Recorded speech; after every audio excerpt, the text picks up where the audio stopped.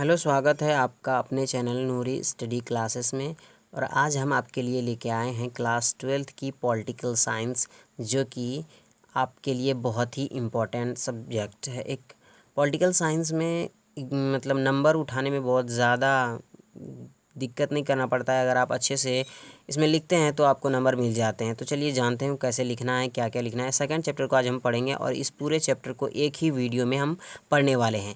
ये वीडियो जो है वो सभी बोर्डों के लिए है, चाहे आप किसी भी बोर्ड से हों, Bihar board, JAC board, CBSE board and other board. आपका सिलेबस NCERT अगर है तो ये वीडियो आपके लिए बहुत ही काम की वीडियो है, क्योंकि ये हमारा जो सिलेबस है वो NCERT है। चाहे आप किसी भी बोर्ड से हो, एग्ज़ाम में जो क्वेश्चन पूछे जाते हैं वो NCERT सिलेबस से ही पूछे जाते हैं। तो राजनीतिक विज्ञान हमारा, जिसे हम पॉलिटिकल साइंस कहते हैं, ये सब्जेक्ट है। ये कक्षा 12वीं की पुस्तक है। इस पुस्तक का नाम है समकालीन विश्व में राजनीति, और ये फर्स्ट बुक है, यानी कि प्रथम पुस्तक है, भाग 1 है। इसमें हम जो देखेंगे वो सेकंड चैप्टर को देखेंगे। फर्स्ट चैप्टर हमारा कंप्लीट हो चुका है, सेकंड चैप्टर है जिसका नाम है दो ध्रुवीयता का अंत। अगर आपने फर्स्ट चैप्टर नहीं देखा है तो इसे देख लीजिए, क्योंकि इसी से रिलेटेड सेकंड चैप्टर है।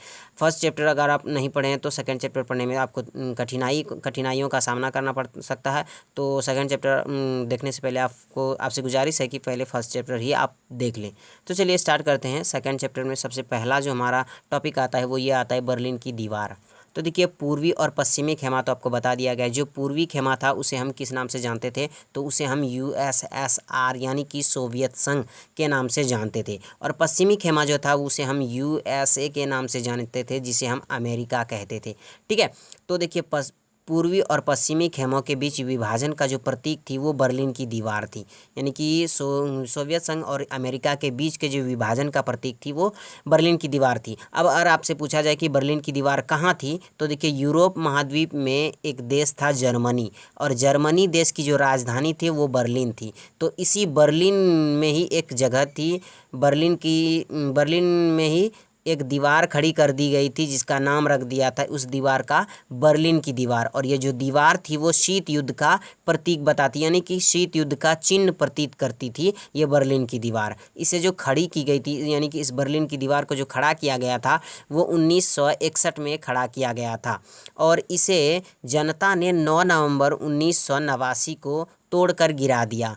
और ये जो बर्लिन की दीवार खड़ा रहा अपने जगह पर, वो 28 वर्षों तक खड़ा रहा, और इसकी जो लंबाई थी वो 150 किलोमीटर थी। तो यहाँ से बर्लिन की दीवार से ऐसा कोई भी क्वेश्चन नहीं बचा है जो कि आपसे एग्ज़ाम में पूछे जाते हों। जितने भी सारे क्वेश्चन थे वो सारे आपको बता दिए गए हैं। आप इसे एक बार रिवाइज़ कर लीजिएगा, आपको बहुत ही अच्छे तरीके से समझ में आ जाएगा। अब जानते हैं कि सोवियत संघ का जन्म कैसे हुआ, यानी कि USSR जिसे हम कहते हैं, उसका जन्म कैसे हुआ। तो देखिए, USSR का जो पूरा नाम होता है वो होता है यूनियन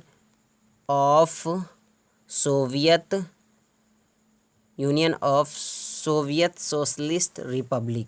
ठीक है, union of Soviet socialist Republic, इसको इंग्लिश में कहते हैं। अगर हिंदी में इसका नाम रखें तो हिंदी में इसको कहते हैं समाजवादी सोवियत गणराज्य। इसे हिंदी में कहते हैं समाजवादी सोवियत गणराज्य। अब देखिए कि USSR का जन्म कैसे हुआ, यानी कि सोवियत संघ का जन्म कैसे हुआ। रूस में एक क्रांति हुई, बोल्शेविक क्रांति। वो कब हुई, तो 1917 में हुई बोल्शेविक क्रांति रूस में। और इसमें समाजवादी के प्रति बहुत ही ज़्यादा अच्छे विचार बताए गए। ठीक है, तो इससे समाजवादी जो गणराज्य था सोवियत संघ, वो बहुत ज़्यादा प्रभावित हुआ। और इन्होंने ये ठान लिए कि हम एक गणराज्य की स्थापना करेंगे जिसका नाम USSR से रखेंगे। तो उन्होंने USSR उसका नाम रख दिया, और यहीं से ये अस्तित्व में आया USSR, जिसे हम union of Soviet socialist Republic के नाम से जानते हैं। तो ये तो हम जान चुके हैं कि सोवियत संघ का जन्म कैसे हुआ। 1917 में एक बोल्शेविक क्रांति हुई रूस में, वहीं से इसका जन्म हुआ। अब देखिए, सोवियत प्रणाली क्या होती है। सोवियत प्रणाली के तहत क्या होता है कि सोवियत संघ जो था वो क्या था कि सामंतवाद समानता में निर्भर था, और इसकी जो शक्ति थी वो केंद्रीकृत योजनाओं में थी, यानी कि राज्य के नियंत्रण पर आधारित है। यानी कि राज्य, यानी कि यहाँ पर है सरकार से, ठीक है, राज्य पर यानी कि सरकार पर आधारित थी। और समाजवादी दल जो था, समाजवादी दल द्वारा निर्देशित व्यवस्थाओं सोवियत प्रणाली कहती। मतलब समाजवादी यहाँ की एक पार्टी थी, और ये समाजवादी पार्टी जो थी वो क्या थी, समाजवादी एक दल था। समाजवादी यहाँ की एक ही पार्टी थी, कम्युनिस्ट पार्टी, जो कि हमेशा शासन करती थी, माफ़ कीजिएगा। ये समाजवादी एक दल था और ये निर्देशित करती थी किसको? व्यवस्था की, ठीक है, व्यवस्था को। और ये यही व्यवस्था क्या कहलाती थी? सोवियत प्रणाली कहलाती थी। तो सोवियत प्रणाली क्या थी आपको बहुत अच्छे तरीके से समझ में आ गया होगा। अगर आपको नहीं आया एक बार में समझ, तो प्लीज़ इसे एक बार और इस वीडियो को देख लीजिएगा, वो बहुत ही अच्छे तरीके से आपको समझ में आ जाएगा। उसके बाद सोवियत प्रणाली की विशेषता क्या होती है वो जानते हैं। देखिए, सोवियत प्रणाली जो थी वो पूंजीवादी व्यवस्था का विरोध तथा समाजवादी के आदर्शों से प्रतीत थी। यानी कि सोवियत प्रणाली की विशेषता यह थी कि सोवियत प्रणाली में पूंजीवादी का विरोध किया जाता था, पूंजीवादी को गलत माना जाता था, और समाजवादी को या समाजवाद को क्या माना जाता था? अच्छा माना जाता था, बेहतर माना जाता था। सोवियत प्रणाली में नियोजित अर्थव्यवस्था थी, कम्युनिस्ट पार्टी का दबदबा था, कम और न्यूनतम जीवन स्तर की सुविधा, बेरोजगारी ना होना। यानी कि इसमें न्यूनतम जीवन स्तर की सुविधा थी और बेरोजगारी ना होना, इन सब की भी सुविधा थी सोवियत प्रणाली के अंतर्गत। और उन्नत संचार प्रणाली थी सोवियत संघ की, यानी कि सोवियत प्रणाली की। यानी कि सोवियत संघ की विशेषता अगर आपसे पूछी जाए तो आप यही सब टॉपिक लिखेंगे जो आप सोवियत प्रणाली में लिख रहे हैं, ठीक है। और मिल्कियत का प्रमुख रूप राज्य का स्वामित्व था। यानी कि मिल्कियत, किसी भी चीज़ का जो अधिकार था वो किसके पास था? राज्य के पास था, यानी कि सरकार के पास था, ठीक है। इसमें किसी भी चीज़ का निजीकरण नहीं होता। आपको हम पहले बता चुके हैं कि समाजवादी होता है उसमें सारा चीज़ जो होता है वो सरकार के हाथ में होता है। यानी कि जिस तरह से हम पूंजीवाद में किसी वस्तु को या किसी चीज़ को एक किसी निजी व्यक्ति के हाथ में देते हैं, उसका उस पर अधिकार उसी एक व्यक्ति का होता है, वैसा समाजवादी में नहीं होता है। समाजवादी में जो भी कुछ होता है वो सरकार का होता है। तो इसमें मिल्कियत का जो प्रमुख रूप होता है वो राज्य का स्वामित्व होता है, यानी कि राज्य का अधिकार होता है, सरकार का अधिकार होता है। और उत्पादन के साधनों पर राज्य का नियंत्रण था, यानी कि सरकार का नियंत्रण था। जो भी चीज़ उत्पादन होता था उन साधनों पर किसका नियंत्रण था? सरकार का नियंत्रण था। और यहाँ पे एक टॉपिक और था कि पिन से लेकर कार तक भी सोवियत प्रणाली में बनाए जाते थे। मतलब छोटी से छोटी वस्तुओं से लेकर बड़ी से बड़ी वस्तुओं तक सोवियत संघ जो था सोवियत प्रणाली के अंतर्गत बनाई जाती थी, ठीक है। तो ये सोवियत प्रणाली क्या थी आप बहुत ही अच्छे तरीके से समझ गए होंगे। यानी कि सोवियत संघ की विशेषताओं को अगर आपसे पूछे जाएँ तो सोवियत प्रणाली की जितनी भी लिस्ट है वो सब आप उनके सामने पेश कर दीजिएगा। यही सोवियत प्रणाली की विशेषताएं या सोवियत संघ की विशेषताएं हैं। उसके बाद जानेंगे कि दूसरी दुनिया के देश।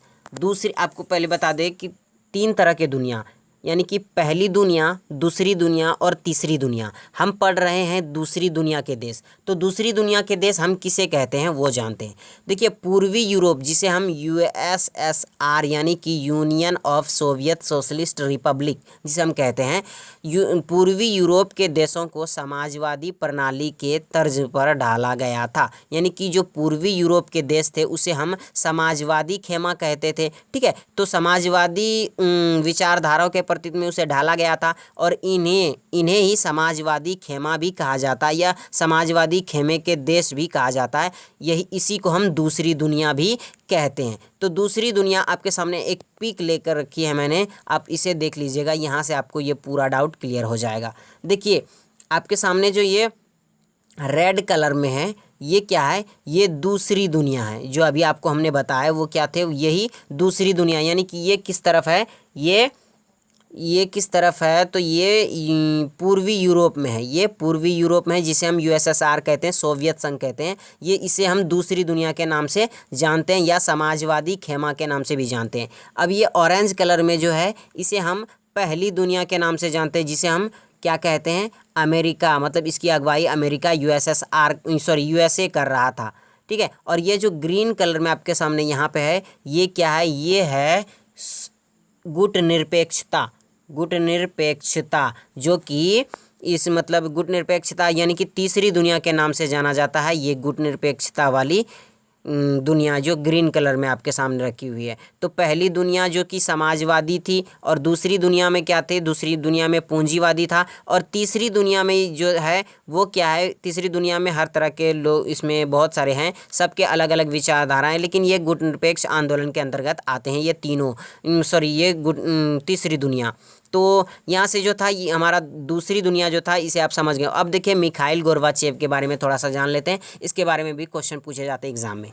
तो देखिए 1980 में यानी कि 1980 के दशक में मिखाइल गोर्बाचेव ने राजनीति सुधारों तथा लोकतंत्रीकरण को अपनाया। उन्होंने पुनर्रचना यानी कि 1980 के दशक में जब मिखाइल गोर्बाचेव सोवियत संघ के राष्ट्रपति बने, पूर्वी यूरोप के राष्ट्रपति बने, तो उन्होंने ये जब वो राष्ट्रपति बने तो उस समय जो सोवियत संघ की अर्थव्यवस्था थी वो बहुत ज़्यादा नीचे गिर चुकी थी। तो मिखाइल गोर्बाचेव ने ये सोचा कि हम इस गिरते अर्थव्यवस्था राजनीति में कुछ सुधार करें और लोकतांत्रिकरण को अपनाएं और इसको लोकतांत्रिकरण को बढ़ावा दें।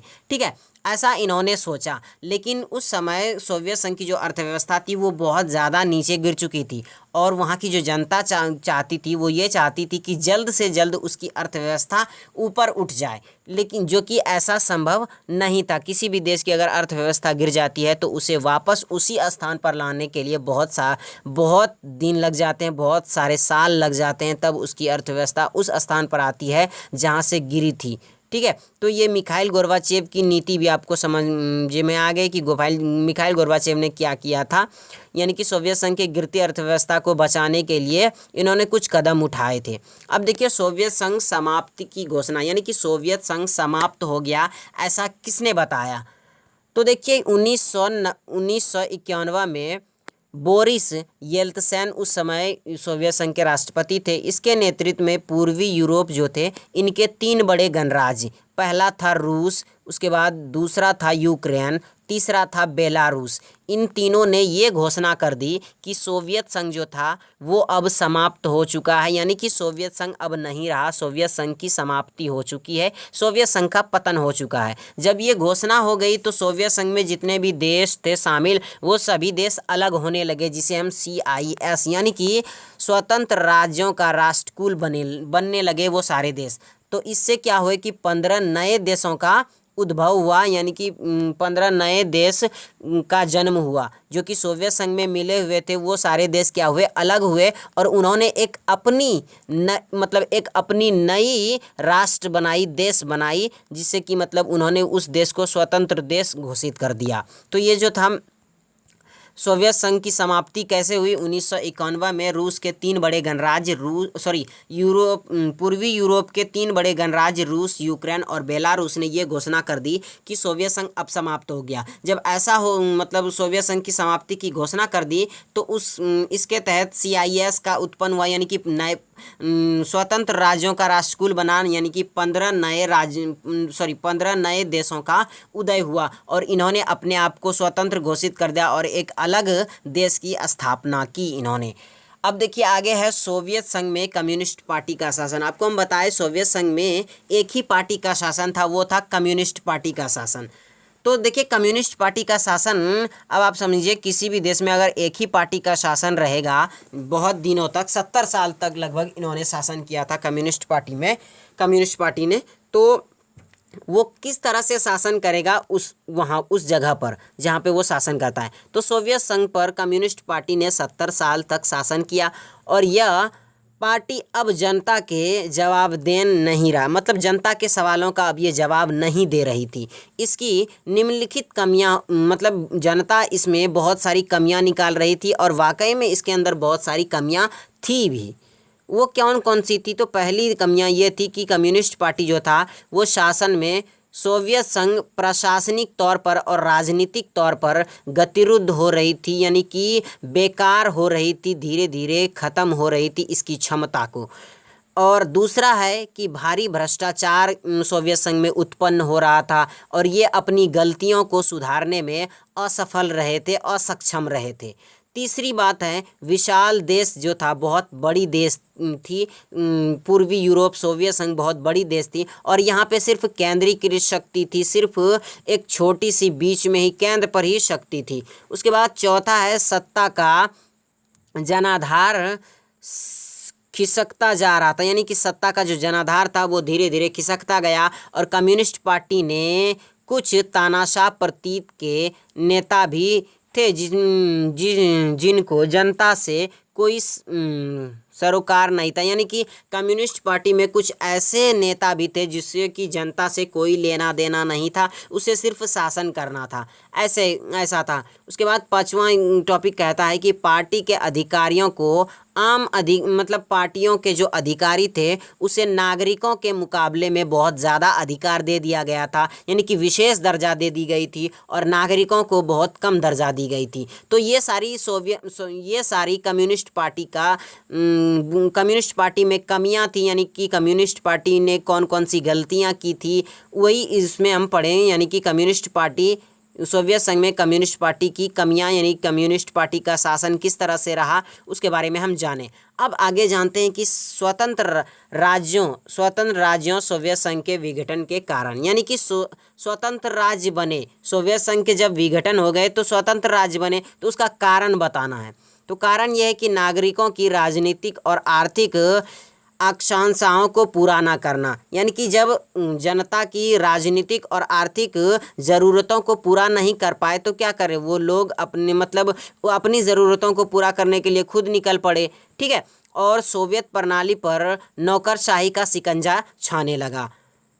आगे है कि कम्युनिस्ट पार्टी का शासन एक तो पहले से ही बुरा था, यानी कि कम्युनिस्ट पार्टी धीरे धीरे तानाशाह हो रही थी, उसे जनता से ज़्यादा लगाव नहीं था। सोवियत संघ में अपना पैसा सोवियत संघ का जो अपना पैसा था, ज़्यादातर जो पैसा था और उसका संसाधन जो था उन्होंने पूर्वी यूरोप में लगाया। अब उन्होंने पूर्वी यूरोप में ज़्यादा क्यों लगाया उसको, यानी कि सोवियत संघ को ये डर था कि अगर हम पूर्वी यूरोप में ज़्यादा खर्च नहीं करेंगे तो वहाँ के जो देश हैं वो क्या करेंगे, वो यूएसए में मिल जाएंगे, यानी कि अमेरिका में मिल जाएंगे। तो इसलिए सोवियत संघ ने अपना संसाधन और पैसा ज़्यादातर पूर्वी यूरोप में लगाया ताकि वो उस पर नियंत्रण में रहे, यानी कि वो देश उसके नियंत्रण में रहे, वो क्षेत्र उसके सोवियत संघ के नियंत्रण में रहे। और लोगों को गलत जानकारी दी गई कि सोवियत संघ विकास कर रहा है, यानी कि वहाँ की जनता को, नागरिकों को ये जानकारी दे दिया गया कि सोवियत संघ जो है वो विकास कर रहा है, लेकिन वास्तव में सोवियत संघ विकास नहीं कर रहा था।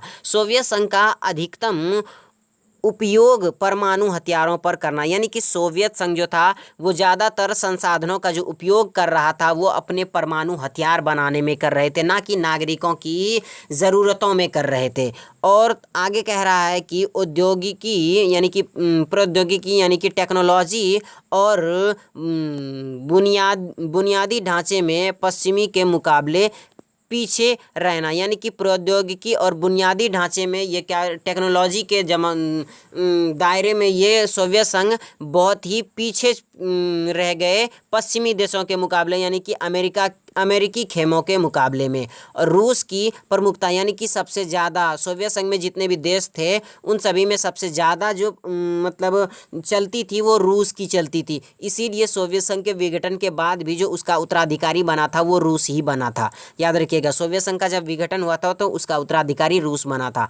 और मिखाइल गोर्बाचेव द्वारा किए गए सुधारों का विरोध, यानी मिखाइल गोर्बाचेव ने तो सुधारों की नीति चलाई थी लेकिन उसकी नीति उल्टा पड़ गई थी, यानी कि उसकी नीति कामयाब नहीं हुई और जो भी अर्थव्यवस्था यानी कि सोवियत संघ की बची हुई थी वो भी चौपट हो गई, ले डूबो बैठी मिखाइल गोर्बाचेव की नीति। अर्थव्यवस्था जो थी वो गतिरुद्ध व उपभोक्ता वस्तुओं की कमियां आने लगी, राष्ट्रवाद भावना और संप्रभुता की इच्छा का उभार होने लगा। सोवियत प्रणाली का जो सत्तावादी होना था उसमें पार्टी की जो जनता थी वो प्रति जवाबदेह हो रही, यानी कि जनता के सवालों का जवाब नहीं दे रही थी ये कम्युनिस्ट पार्टी। तो ये सारी जो यहाँ पर थी, आपने जो ये टॉपिक था कि स्वतंत्र राज्यों यानी कि स्वतंत्र राज्य बनने का क्या कारण था, इसके घटनाओं के पीछे क्या कारण था, जो कि नए 15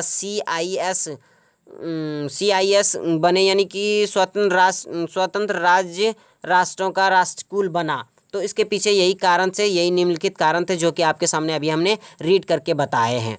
उसके बाद आगे सोवियत संघ के विघटन के परिणाम, यानी कि सोवियत संघ का विघटन जब हो गया तो उसके क्या परिणाम मिले पूरे दुनिया को, वो परिणाम बताइए। तो देखिए, जब सोवियत संघ खत्म हो गया तो शीत युद्ध भी खत्म हुआ, क्योंकि शीत युद्ध दोनों महाशक्तियों के बीच हो रहा था, यानी कि यूएसए और अमेरिका के बीच हो रहा था। तो जब यूएसएसआर ही ख़त्म हो गया तो यूएसए किसके साथ युद्ध करेगा? किसी के साथ नहीं। तो शीत युद्ध वहीं से ख़त्म हो गया और दूसरी दुनिया का भी ख़त्म हो गया, क्योंकि दूसरी दुनिया जो थी, समाजवादी खेमा जो था, उसी को हम दूसरी दुनिया भी कहते थे। तो दूसरी दुनिया का भी पतन हो गया और एक ध्रुवीय विश्व अर्थात अमेरिका का वर्चस्व का उदय हुआ। यानी कि अब पूरी दुनिया में एक ही ध्रुव बचा, जिसका जो कि अमेरिका बचा, और पूरी दुनिया में बस सिर्फ इसी का दबदबा चलने लगा, इसी के दबदबा का उदय हुआ।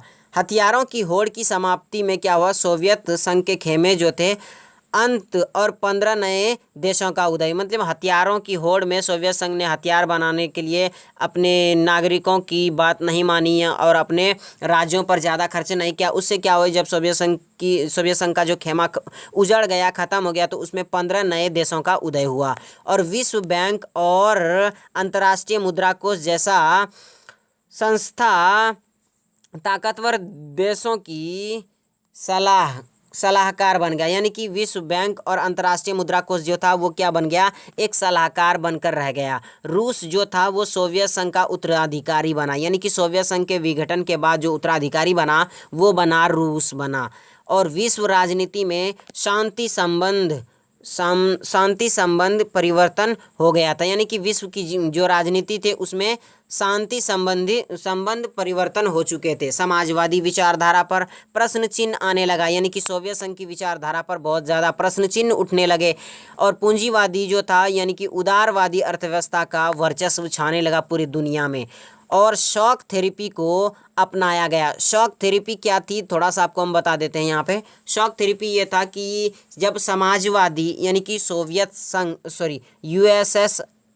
यूएसएसआर सोवियत संघ की जो अब अर्थव्यवस्था नीचे गिरने लगी, तो सोवियत संघ के देशों को, उसमें जितने भी देश थे वहाँ के नागरिकों को ये लगा कि हम अगर अमेरिका के तरह हो जाए, यानी कि उसकी अर्थव्यवस्था को अपना लें, तो हम भी क्या करने लगेंगे? अपने आप को डेवलप करने लगेंगे, यानी कि हमारा भी विकास हो सकता है। तो समाजवादी खेमों के देशों ने क्या सोचा? अपनी जो विचारधारा थी समाजवादी, उसको बदलकर पूंजीवादी कर ली और समाजवादी के ओर से ही पूंजीवादी की ओर आना ही शॉक थेरेपी कहलाया। तो अब शॉक थेरेपी क्या, थोड़ी छोटी सी बात थी, इसे आप जान लिया। उदारवादी लोकतंत्र का महत्व बहुत ज़्यादा बढ़ गया। तो यहाँ से जो था वो सारे टॉपिक आप कवर कर लूँगा। आगे टॉपिक हमारा है कि हथियारों की होड़ की कीमत। अब देखिए, दो महाशक्तियों के बीच हथियारों की बहुत ज़्यादा होड़ लग चुकी थी। अब देखिए हथियारों की होड़ की कीमत क्या चुकानी पड़ती है।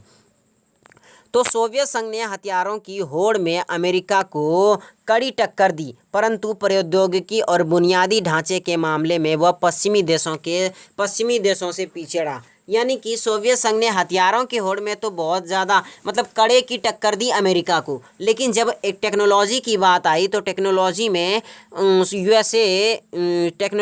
यूएसए से हार गया सोवियत संघ, यूएसएसआर हार गया। यही बात यहाँ पे हमें बताने की कोशिश कर रहा है। उसके बाद आगे कह रहा है कि उत्पादकता और गुणवत्ता के मामले में वह पश्चिमी देशों से बहुत ही पीछे छूट चुका था। यानी कि जो उत्पादकता थी और गुणवत्ता, किसी की क्वालिटी और क्वांटिटी जो था, उसके मुकाबले में अगर देखें तो यूएसएसआर जो था, सोवियत संघ जो था, वो यूएसए के मुकाबले में पीछे था। यानी कि उसकी क्वालिटी अमेरिका की क्वालिटी से ख़राब थी। अमेरिका की क्वालिटी सोवियत संघ की क्वालिटी से अच्छी थी। ठीक है, तो यही बताया कि पश्चिमी देशों से बहुत ही पीछे छूट चुका था। और आगे देखिए शॉक थेरेपी, आपको वहाँ थोड़ा सा बताए थे शॉक थेरेपी, तो यहाँ जान लेते तो शॉक थेरेपी किसे कहते हैं। ये बहुत ही ज़्यादा इंपॉर्टेंट क्वेश्चन है, most important, very very important जो भी कह लें वो आपके लिए बहुत ही ज़्यादा एग्जैक्ट है। शॉक थेरेपी जो था वो इसका शाब्दिक अर्थ होता है आघात पहुंचाकर उपचार करना। मतलब इसका आघात पहुंचाकर उपचार करने का मतलब यह है कि किसी को चोट पहुंचा लो, फिर उसके बाद उस पर मरहम लगाओ। ठीक है, तो इसमें यह कह रहा है कि समाजवादी के पतन के बाद सोवियत संघ के गणराज्यों को विश्व बैंक और अंतर्राष्ट्रीय मुद्रा कोष द्वारा निर्देशित समाजवादी से पूंजीवादी की ओर संक्रमण को हिंदी में परिवर्तन के मॉडल को अपनाने को कहा गया और इसे ही शॉक थेरेपी कहा गया। जो आपको हम पहले बताए थे उसमें यही कहा, इसमें ये कहा गया कि शॉक थेरेपी जो है उसमें ये समाजवाद के पतन के बाद यानी कि यूएसएसआर के पतन के बाद इन देशों ने क्या किया, विश्व बैंक और अंतर्राष्ट्रीय मुद्रा कोष द्वारा निर्देशित इन दोनों ने कुछ निर्देश बताए। उसमें समाजवादी से क्या हुआ, समाजवादी से पूंजीवादी की ओर परिवर्तन हो गए और इसी मॉडल को विश्व बैंक और अंतर्राष्ट्रीय मुद्रा कोष ने एक नाम दिया, जिसका जो नाम रखा शॉक थेरेपी नाम दिया। तो शॉक थेरेपी क्या था कि समाजवादी की जो अर्थव्यवस्था नीचे जब गिर रही थी तो उससे बचाने के लिए उन्होंने क्या सोचा कि अगर हम अमेरिका के तरह पूंजीवादी अर्थव्यवस्था वाले बन जाएंगे तो हमारा जो सोवियत संघ है वो भी विकास करने लगेगा। तो इसलिए समाजवादी खेमों ने पूंजीवादी को अपना लिया और समाजवादी से पूंजीवादी की ओर आना या संक्रमण होना ही क्या कहलाया, शॉक थेरेपी कहलाया। अब देखिए शॉक थेरेपी की विशेषता क्या थी, तो शॉक थेरेपी के विशेषता को जानते हैं। इसमें क्या होता है, मिल्कियत का प्रमुख रूप निजी स्वामित्व होता है, यानी कि किसी भी चीज़ का स्वामित्व यानी कि अधिकार जो होता है किसी एक निजी व्यक्ति निजी कंपनी के हाथ में होता है। और राज्यों की संपदा का निजीकरण यानी कि जो भी सरकार के पास थी उसका निजीकरण कर दिया गया और सामूहिक फॉर्म को निजी फॉर्म में बदल गया, यानी कि जो सामूहिक फॉर्म था उसको किसी एक निजी फॉर्म के रूप में बदल दिया, यानी कि एक आदमी को वो दे दिया गया। पूंजीवादी पद्धति से खेती की जाने लगी, समाज यानी सोवियत संघ में पूंजीवादी पद्धति के द्वारा अब खेती करने लगा और मुक्त व्यापार व्यवस्था को अपनाने लगा सोवियत संघ। मुद्राओं की आपसी परिवर्तन किया, यानी कि जो मुद्राएं थी उसका भी आपसी परिवर्तन किया गया। पश्चिमी देशों की आर्थिक व्यवस्था को जुड़ाव, यानी पश्चिमी देशों से इन्होंने कुछ जुड़ाव बनाए, कुछ अच्छे संबंध भी बनाए। पूंजीवादी के अतिरिक्त किसी भी वैकल्पिक व्यवस्था को स्वीकार नहीं किया गया, यानी कि पूंजीवादी के अलावा किसी और अन्य अर्थव्यवस्था को इन्होंने स्वीकार नहीं किया। किसने, सोवियत संघ ने। अब शॉक थेरेपी यानी कि शॉक थेरेपी के परिणाम, यानी कि शॉक थेरेपी को जब सोवियत संघ ने अपना लिए तो सोवियत संघ को क्या परिणाम मिले इसके, तो देखिए पुनर्नित्य असफलता मिली, यानी पूर्णता यहाँ पे है, पूर्णता इस सोवियत संघ को जब पूंजीवादी अपनाया तो इसे असफलता ही मिली। रूस का औद्योगिक ढांचा जो था वो एकदम से चरमरा उठा और रूसी मुद्रा जो थी यानी कि रूस की मुद्रा जो रूबल थी उसमें बहुत ज़्यादा गिरावट आ चुकी। समाज जो था वो क्या था, कल्याण की पुरानी व्यवस्था नष्ट हो चुकी थी। समाज की जो कल्याण पुरानी व्यवस्था थी वो भी नष्ट हो चुकी। सरकार की जो रियायत खत्म, मतलब सरकार जो रियायत दे रही थी वो रियायत भी खत्म हो गई और ज़्यादातर लोग जो थे वो गरीब होने लगे। 90% जो उद्योग थे वो निजी हाथों या कंपनियों में बेच दी गई, यानी कि कम दामों में बेच दी गई, जिसे हम औने पौने दामों में बेच दिया गया, जिसे इतिहास की सबसे बड़ी गराज सेल कहा जाता है। यानी कि अगर गराज सेल के बाद मतलब जो सेल लगने की बात आती है तो ये बात ज़रूर आती है, यानी कि 1990 के दशक की बात ज़रूर आती है। ठीक है, तो यहाँ पे क्या हुआ कि 90% जो उद्योग थे, फैक्ट्रीज थे, उसे क्या कर ले, किसी निजी कंपनी के हाथ में बेच दिया गया, वो भी औने पौने दामों में, मतलब जो भी दाम आए उसमें उसे बेच दिया गया। आर्थिक विषमताएं इसमें बढ़ गई, खाद्यान्न संकट होने लगा। ठीक है, माफिया वर्ग मतलब गुंडे वर्ग उभरने लगे। अमीर और गरीब के बीच जो तीखा विभाजन होने लगा, इन दोनों के बीच बहुत ज़्यादा भेदभाव होने लगे। कमज़ोर संसद व राष्ट्रपति को अधिकार दे, मतलब संसद जो था वो बहुत ज़्यादा कमज़ोर था और राष्ट्रपति को बहुत ज़्यादा अधिकार दे रखा था यहाँ पे शक्तियाँ, जिससे समाजवादी राष्ट्रपति शासन यहाँ पे चलता था। अब देखिए गराज से जो अभी आपने जो अभी पढ़ा कि 90% उद्योग कंपनियां जो थी वो औने पौने दामों में बेच दी गई। शॉक थेरेपी से उन पूर्वी एशियाई देशों की अर्थव्यवस्था चरमरा गई जिसमें पहले समाजवादी शासन था, यानी कि शॉक थेरेपी को अपनाने के बाद जो पूर्वी एशिया था जहाँ पे पहले से समाजवादी शासन चलता था, वहाँ की जो अर्थव्यवस्था थी वो चरमरा उठी, एकदम से वहाँ पे गिरावट आ चुकी। और रूस में पूरा का पूरा राज्य नियंत्रित औद्योगिक ढांचा चरमरा उठा, यानी कि रूस में पूरा का पूरा राज्य सरकार जो था वो नियंत्रित रूप से एकदम क्या हुआ, चरमरा कर गिर गया। और लगभग 90% उद्योग जो था वो निजी हाथों या कंपनियों में औने पौने दामों में बेच दिया गया, ये आप जान चुके हैं। उसके बाद आर्थिक ढांचा का यह पुनर्निर्माण चूंकि सरकार द्वारा निर्देशित उद्योग निजी के बजाय बाजारों की तादाद में करने लगे, इसलिए यह कम दामों में बेच दी गई। तो ये सब आप जान चुके हैं। यहाँ से देखते हैं गैराज सेल जैसी हालत, ये भी आप जान चुके हैं। मध्य एशिया, यहाँ से टॉपिक आता है हमारा, मध्य एशिया के बारे में जानते हैं। देखिए मध्य एशिया के कुछ देश थे, ठीक है, वो कौन थे, जैसे कि तजाकिस्तान। मध्य एशिया के तजाकिस्तान में 10 वर्ष तक यानी कि 2001 तक गृह युद्ध चला था। 10 वर्ष तक क्या चला, गृह युद्ध चला। और आज़रबैजान,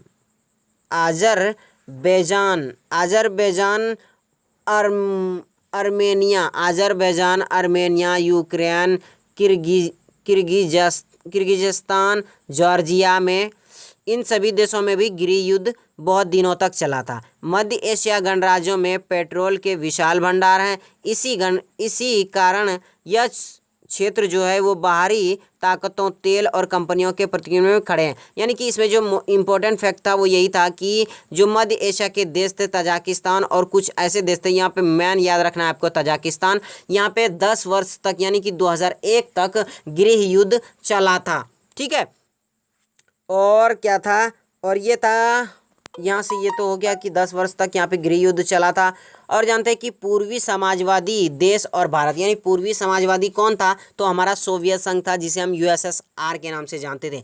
उसके और भारत के संबंध के बारे में अब यहाँ थोड़ा सा जान लेते हैं। पूर्वी समाजवादी देशों के साथ भारत के संबंध अच्छे थे और रूस के साथ विशेष रूप से प्रगाढ़ था, यानी कि रूस के साथ तो और भी अच्छे तरीके से गहरी दोस्ती थी भारत की। दोनों का सपना जो था वो बहुध्रुवीय विश्व था, यानी कि इन सब को मिलाकर बहुध्रुवीय विश्व, यानी पूरे विश्व को मिला करके एक दुनिया बनाने का था, ठीक है। यहाँ पे मतलब जो ये छोटे छोटे देश जो बनकर अलग हुए हैं उस सबको एक साथ मिलाकर करना था इसका उद्देश्य। और दोनों देश सह अस्तित्व, सामूहिक सुरक्षा, क्षेत्रीय समस्या, स्वतंत्र विदेश नीति, अंतर्राष्ट्रीय झगड़े, इन सभी के मामलों में ये क्या करते थे, सुलझाने का काम करते थे। यानी कि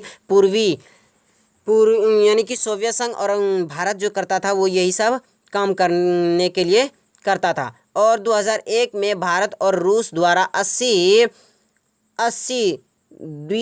द्विपक्षीय समझौते पर हस्ताक्षर किए गए। भारत रूस हथियारों का खरीदारी करता था, यानी कि 2001 में 80 द्विपक्षीय समझौते किए गए भारत और रूस में। और रूस जो करता था, भारत जो रूस की हथियारों की खरीदारी करता था भारत।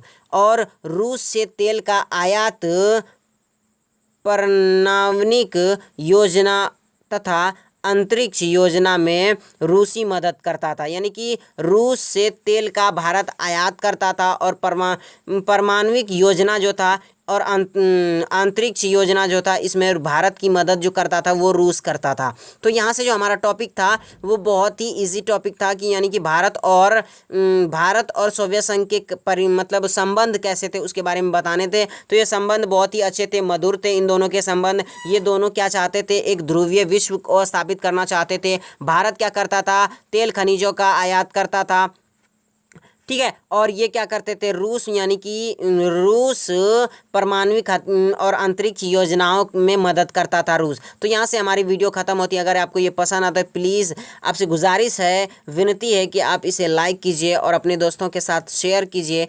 और अभी तक आपने हमारे चैनल को सब्सक्राइब नहीं किया तो आपसे विनती है कि आप इसे सब्सक्राइब कर लें और साथ में बेल आइकन को भी दबा लें ताकि आपको इसी तरह के वीडियो मिलते रहे। मिलते हैं नेक्स्ट वीडियो में। जय हिंद, जय भारत, अपना ध्यान रखिएगा।